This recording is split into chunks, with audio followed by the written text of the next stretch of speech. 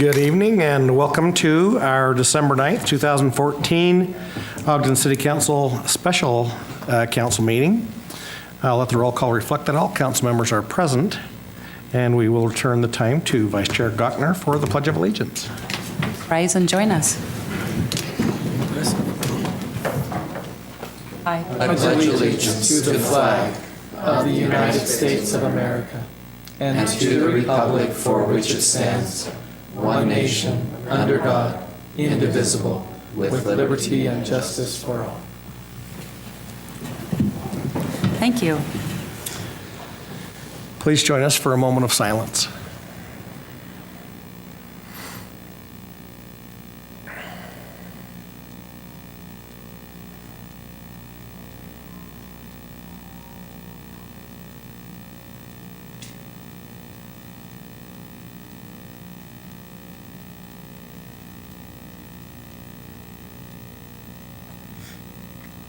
Thank you. All right, the next item on our agenda is a request to be on the agenda. We have some state legislators from northern Utah that have been invited tonight, and I don't know how you're going to flip to see who goes first, but, oh, you just drafted him, did you? I'm going to go by the old guy concept. All right. Nate has another engagement, so. Okay, come on up and share with us. Well, thank you. Number one, thanks for the invite. It's always a pleasure to get together with a lot of my friends on the City Council. First, let me just say, as a business person who's been in downtown Ogden for a number of years, I appreciate what you folks do in your positions to help the citizens and the business people not only survive, but thrive in today's world of business competition and making Ogden City not only a great place to live, but a good place to do business. So I don't think people in your capacity, in fact, most elected positions get the thanks that they deserve in the time, because I know the time and the hours that you council people put in as well, and it's very much appreciated by me as a business person and also as a legislator, as I have the opportunity to work with League of Cities and Towns, different cities across the state. It makes me realize that I come from a pretty well-run city, and from a standpoint of business regulation through planning and zoning, all the way up through just general information that's passed on to the public. Let me just pass on, I appreciate that. So with that, I think I was asked to talk about priorities, or what I see coming down the pike legislative wise for 2015 that probably relates to Ogden City.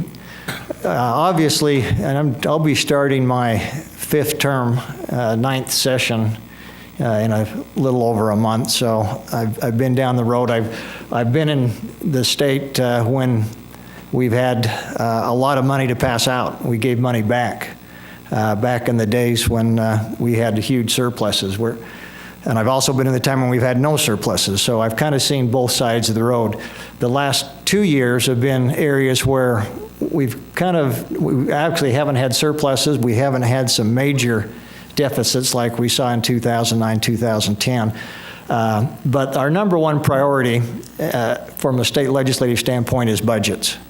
It's our job to take a look at the taxpayers' money that comes in and do the best job we can in allocating or appropriating that money to the necessary spots that we feel can best utilize or use that money. Now, there's no lack of areas that money could go, and anybody, and I think Mr. Johnson would probably second that, there's always more people, more causes, more good causes than there are money. Our number one priority, as it always is, in my opinion, as we deal with the budget, will be education. You probably understand where we are education-wise, funding-wise in this state, and we take a lot of heat, sometimes deserved, sometimes not deserved, in terms of being the lowest in terms of per pupil funding. And that's absolutely true, we are. That has to do with a couple things. I think number one would be we have a huge student population. But if you look on the other side of the ledger, you'll see that we are right up there. We're in the top 10% of our state budget that goes to education, over 50%. So I feel we're doing a pretty adequate, an adequate job, if not a good job, of funding education with the resources we have without putting additional burden on the taxpayers. This year, 2014, saw a 10,000 student population increase. 2015, we're forecasting to have another 8,000. That's just student growth. That's just student growth population that we have to fund by statute. So what you'll see, and you'll read in the paper that we have about 100, and as of December, these numbers can change. They don't get finalized till the second or third week in February. That we have approximately $148 million surplus. That's a good sign. But the reality is that a majority of that, $115 million approximately, all comes from the education fund. And just by funding growth and the necessary programs that come with funding growth, we'll eat up about half of that $114 million. So some people, when they look at the budget, say we've got $148 million extra to spend this year. Well, that's not necessarily true. It's nice to have a surplus, but that money, a good share of that money, will already be appropriated to student growth and programs that derive the funding from student growth. So education obviously is number one on our agenda. We're going to try to fund that. You'll see some proposals come through to possibly increase the income tax rate that would go to fund education. At this point in time, I can't predict what's going to happen. I don't think there's going to be a lot of sentiment for increasing taxes at this point in time. We're starting to come out of the Great Recession fairly well, so I'd be surprised if that passes, but that's still a possibility. So education is obviously number one. A couple of areas that strike, in my opinion, for Ogden City, especially with the age of our infrastructure, and the mayor actually attended and spoke at Transportation Interim Committee last month and did an excellent job representing Ogden City. But it's an issue called transportation. And the transportation funding has to deal with the B&C road funds, which impacts your ability to maintain your roads and your infrastructure. Obviously, we've seen what's taken place in gas prices here lately, which is a good thing for a lot of us. At the same time, we haven't had an increase in the gas tax for a long period of time.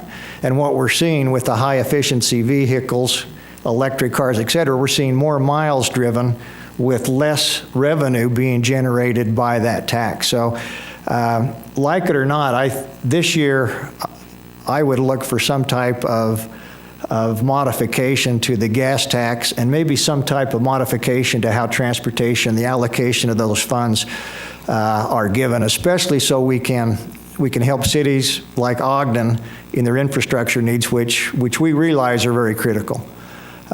So we can't, in my opinion, continue to kick that ball down the road without making some hard decisions in some types of allocation of funds. That may be more than just a simple increase in the gas tax. It may be that we look at the sales tax on automobiles. It may be that we look at some type of franchise tax. So I think the slate's fairly open on that. But the time to deal with transportation is this year, and I hope that we can bring the two bodies together and do something that's meaningful.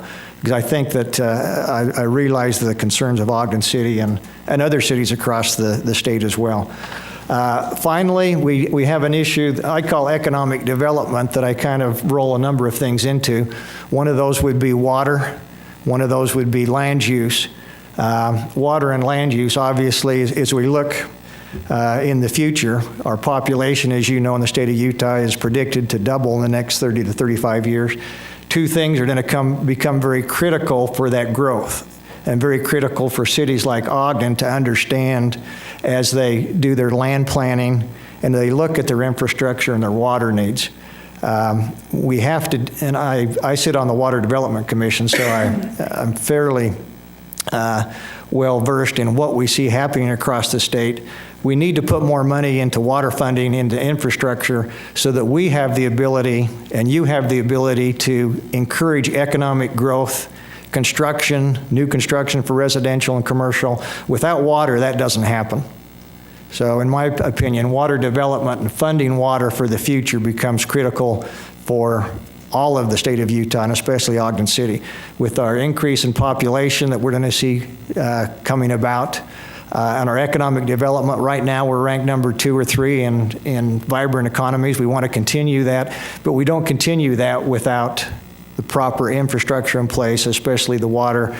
And the land use is tied in with that very, very directly. It's important for us to realize that the days of half-acre and three-quarter and acre lots, and I know Ogden City's been on the forefront of this, has to change. We have to make better use of our land. We have to look at some higher density projects. We have to look at that corridor between Brigham City and Salt Lake, the UTA lines. We need to look at how we can accommodate that future growth and those people that want to live on the Wasatch Front, because we well know, limited opportunities. We've got the lake on one side and we've got some mountainside we want to protect on the other. So we better protect and we better make some good decisions on that land use for the future. So I would say, at least in my opinion, those are the 3 focus points that I feel are very important that we'll be working on, that I'll be working on, along with other good legislators from our area. We're very fortunate to have a good group of legislators, both senators and representatives from this area. Representative Fossen, I'm excited to have him in the House. These are well thought of people, and they're going down there with the right ideas and the right intentions, which is to serve the public and make good decisions on behalf of all the citizens in the state, and especially looking after our local cities and counties. So with that, I'd be happy to take any questions, and I do, again, appreciate the opportunity. Obviously, anybody and Mr. Johnson and the mayor are always down making sure that I vote the right way, or at least encourage me to on any given occasions. And I always respect their input. We have that on record, so I'm going to remind you during this session. Would you play that tape back to me, would you? But I'd be happy to answer any questions. If not, thank you for the time and the opportunity to be with you tonight. Thank Appreciate you. it. Appreciate being here. Okay, well, we've got two now. All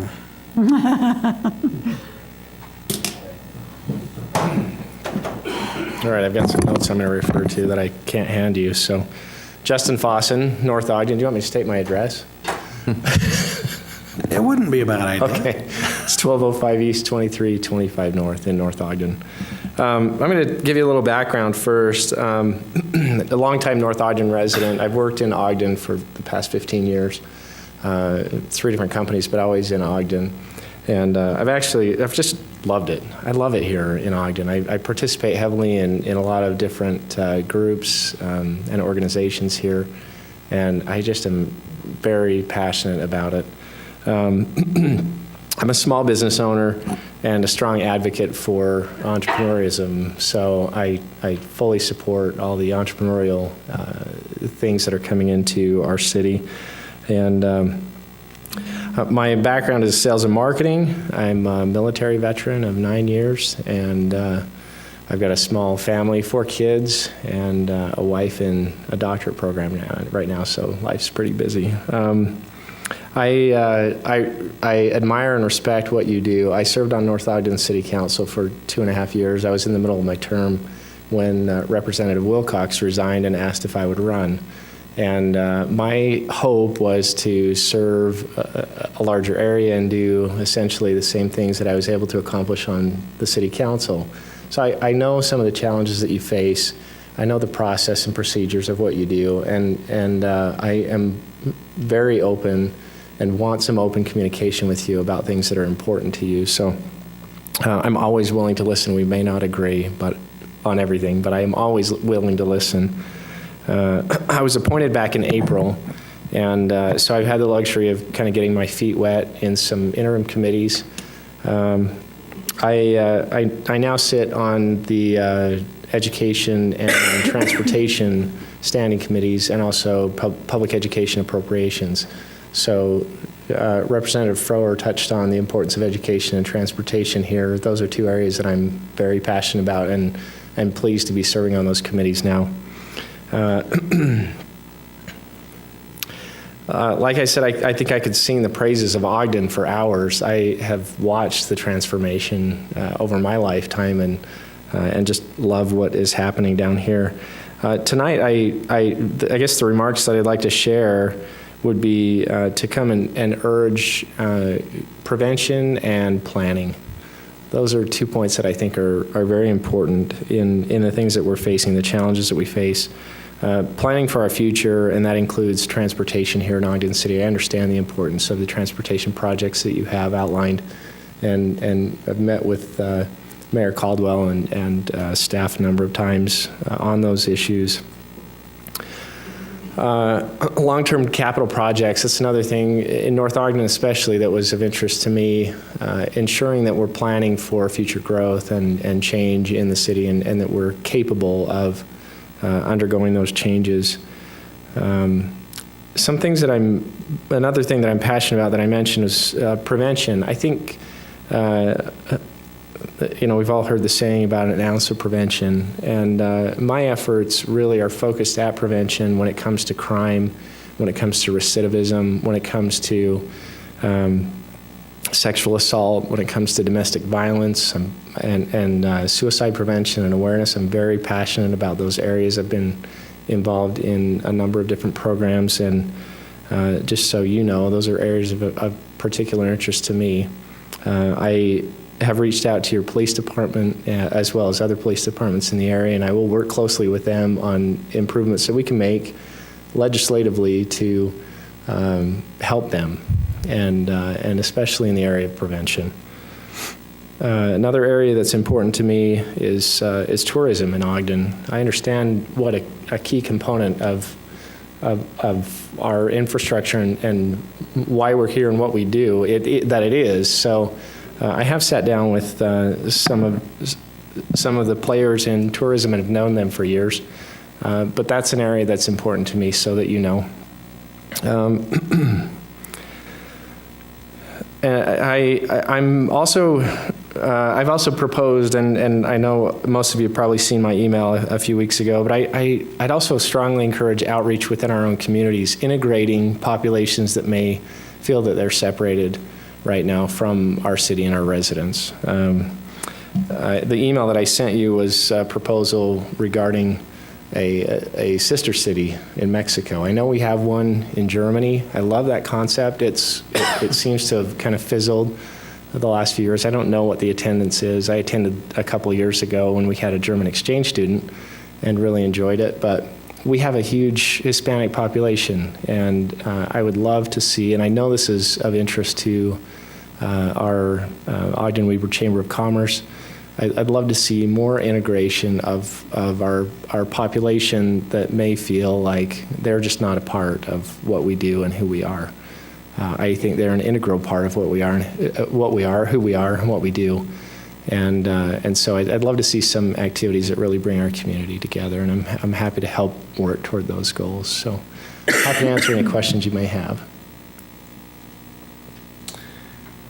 You should join LUPEC. LUPEC. Yeah, that's. Okay. I think that might be good for you, and as much as it's an organization in town that is trying to do that very thing, integrate the Hispanic community into the mainstream. I'll look at that. I think it came up in the chamber meeting that we attended. So, well, thank you. Appreciate you being here. Thank you. Thank you, Justin.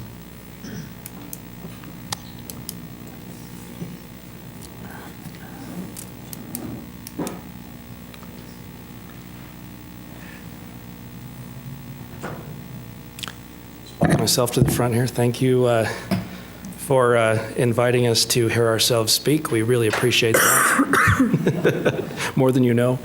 You guys know who I am, Jeremy Peterson, 2227 Jefferson Avenue. This year is kind of we're turning over a new leaf for my legislative experience.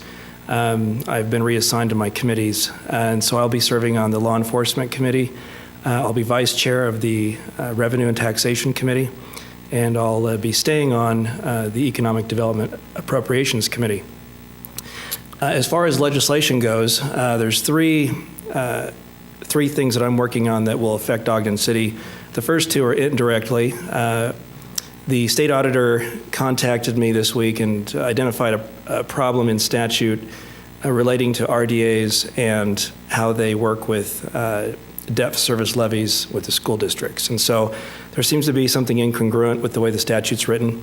So we'll be working on that. More details will be forthcoming as we get that hashed out. So look for that. The idea is not to hamstring the RDAs. I told John Dougal that I would not do that, even though those of you that know John know that he would wish all things related to zoning and governance away. He's very libertarian in his viewpoints, but so we'll be careful in how we craft that. We will also be working on a bill, or I'll be working on a bill with the Coalition of Religious Communities regarding garnishments and judgments.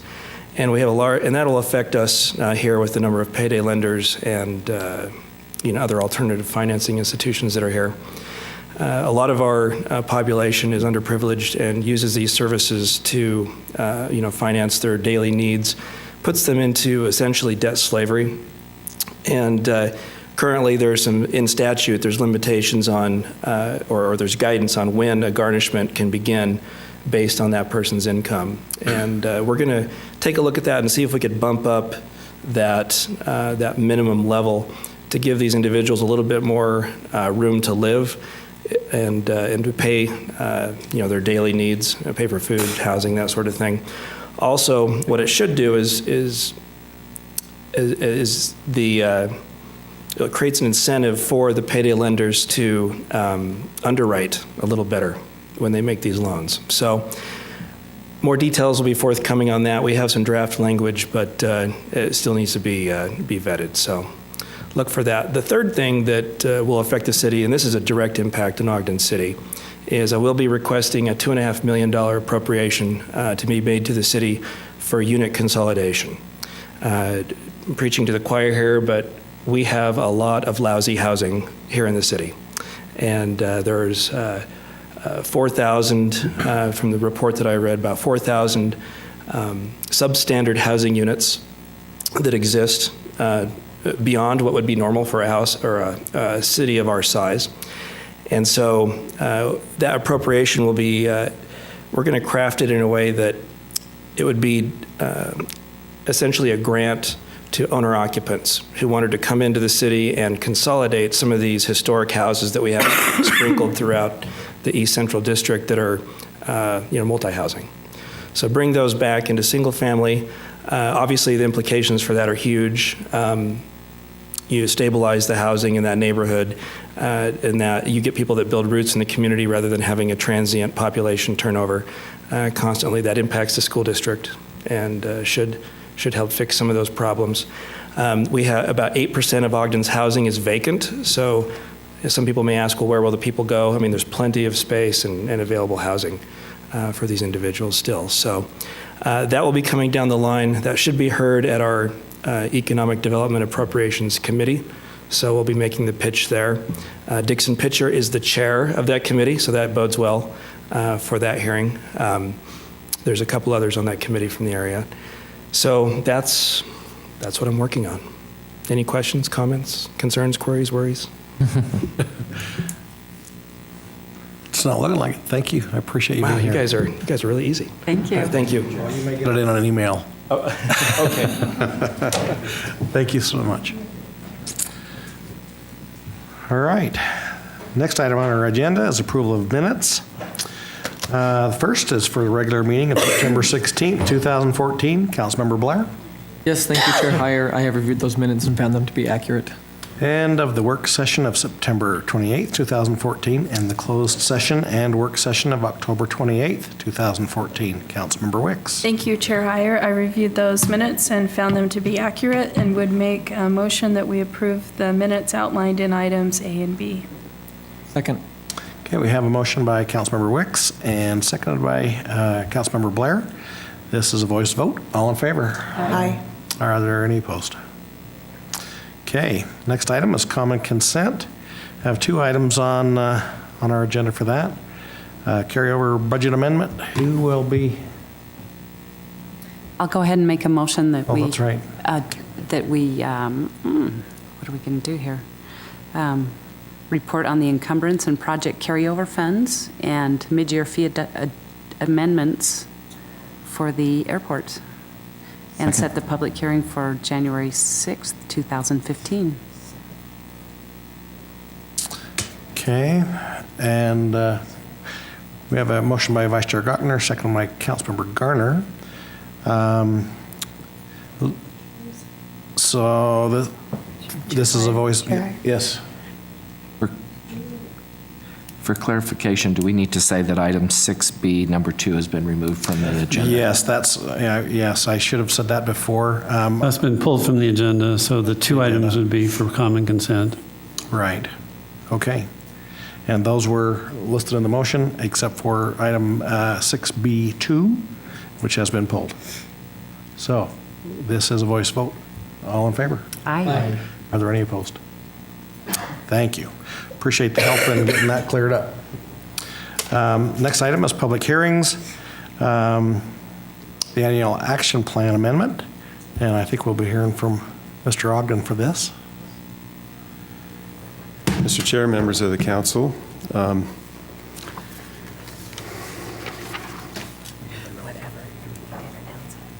annual action plan is a HUD requirement that serves as an application for our community development block grant and our home funds each year. And an amendment to the action plan is required whenever we do a significant change to the budget or to annual action plan programs. So each year, it's a routine thing that we do each year, and that is to amend the action plan to reconcile our estimated budget with the actual dollars that come forward. And the two amendments, the two changes, two categorical changes that we have this year are in our program income, which is the receipts of funds that we'd loaned, and the carryover funds, which are funds that we had planned to spend but are in fact going to carry over. And so there's always an adjustment. So this is the process that we go through to make that adjustment.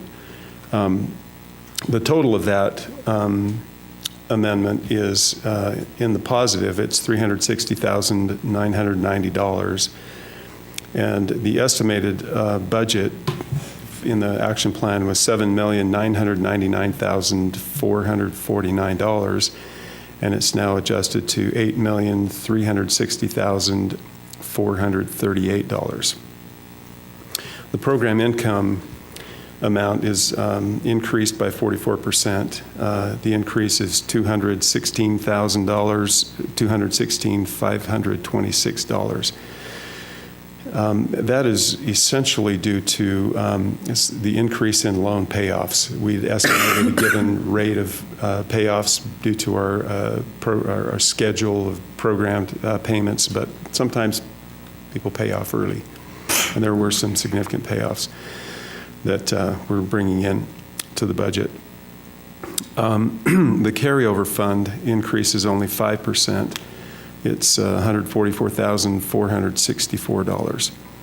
And this is usually due to the timing of when we expend funds. We plan to have projects finished at a given point in time, but the reality of those, sometimes they carry over beyond June 30th and into the next month or two. So that is essentially the case here. So $144,000 is being carried over in addition to what we thought we were going to carry over.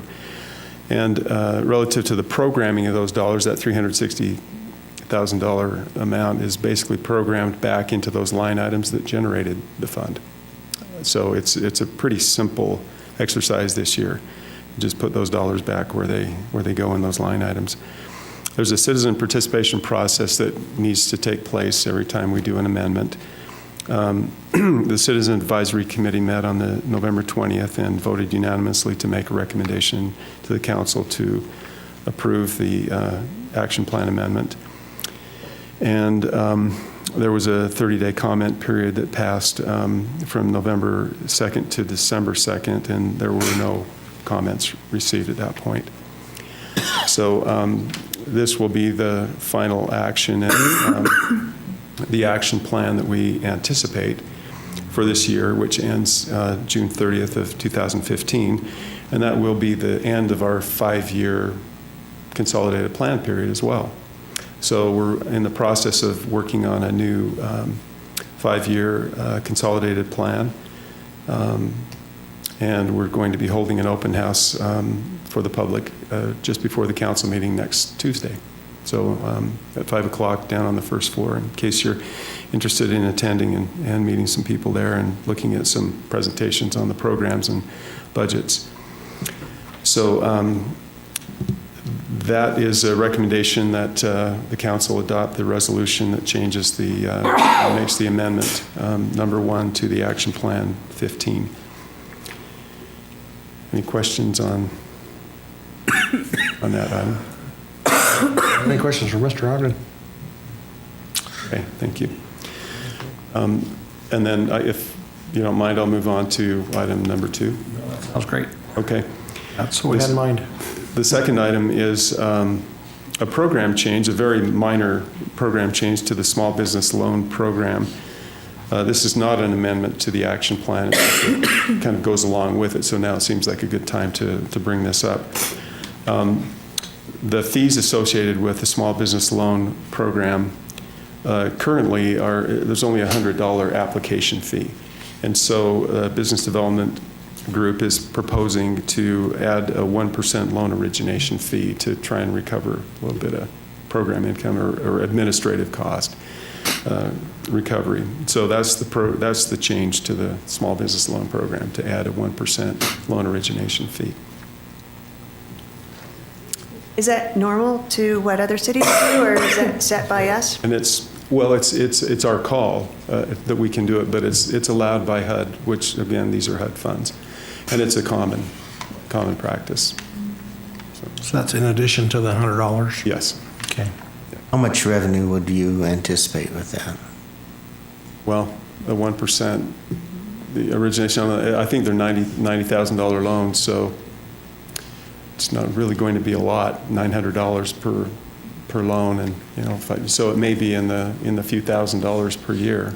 It may be as much as $4,000 or $5,000 a year. And then where would that money go? Just into the program income. And will that be part of the term of the loan?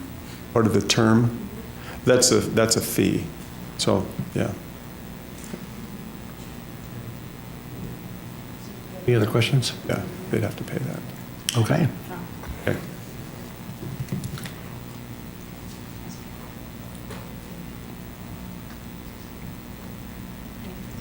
All right.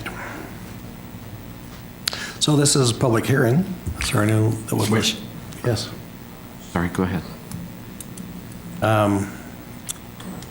Doesn't look like we're going to have any public here to hear this. So I'll go ahead and make a motion to close the public hearing. I'll second it. I have a motion by Vice Chair Gochner, seconded by Councilmember Wicks to close public hearing. All in favor? Aye. Aye. Are there any opposed? Okay. Now, these things need to be, these motions need to be individual, is that correct? Correct. So I'll start with the first one, and I'll make or propose that we adopt Resolution 2014-18 for amendment number 1. Second. I have a motion by Councilmember Garner, seconded by Councilmember Blair, to adopt Resolution 2014-18. This is a roll call vote. Councilmember Blair? Aye. Councilmember Garner? Aye. Councilmember Stevens? Aye. Councilmember White? Aye. Councilmember Wicks? Aye. Vice Chair Gochner? Aye. Chair Heyer? Aye. And the ayes have that. And I will take a crack at number 2. I will adopt proposed resolution 2014-20. Second. Okay, we have a motion by Councilmember Blair, seconded by Councilmember White, to adopt Resolution 2014-20. This is a vote, a roll call vote. Councilmember Garner. Aye. Councilmember Stevens. Aye. Councilmember White. Aye. Councilmember Wicks. Aye. Councilmember Blair. Aye. Vice Chair Gochner. Aye. Chair Hire. Aye, and that passes. And item number 3. I'll make or propose that we adopt ordinance 2014-44 to amend the budget. Second. I have a motion by Councilmember Garner, seconded by Councilmember Blair, to amend the budget ordinance 2014-44. This is a roll call vote. Councilmember Stevens. Aye. Councilmember White. Aye. Councilmember Wicks. Aye. Councilmember Blair. Aye. Councilmember Garner. Aye. Vice Chair Gochner. Aye. Chair Hire. Aye, and that also passes. All right, the next item is our public comments portion of our meeting. This is an opportunity to address the council regarding your concerns or ideas. Please state your name clearly for the record and limit your comments to 3 minutes. Seeing no movement, Mr. Johnson, representing the administration.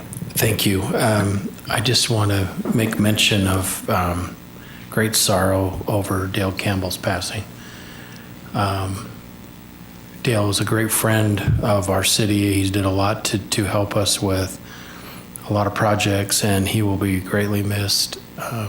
We were very sad and kind of took the breath away from us a little bit when we learned about it on Saturday morning. So, second thing, maybe a little more happy note to end. We were delighted to hear that our rodeo was picked as one of the top 5 in the nation. That's a great compliment to the Pioneer Committee and all that they do, and we're excited to be recognized for what a great rodeo we do have. All right, thank you. Council members, any comments? I do echo what Mr. Johnson said about the rodeo and the Pioneer Days. It's a great event for our city, and there's a lot of people who spend a lot of time and effort in producing that type of a production and event, so I appreciate their efforts also. Thank you. Anyone else? Motion to adjourn. Second. Motion by Vice Chair Gochner, second by Councilmember Garner to adjourn. All in favor? Aye. Any opposed? Just as a reminder, we will have a redevelopment agency meeting immediately following this city council meeting. And then we will have a city council work session followed by a redevelopment agency work session.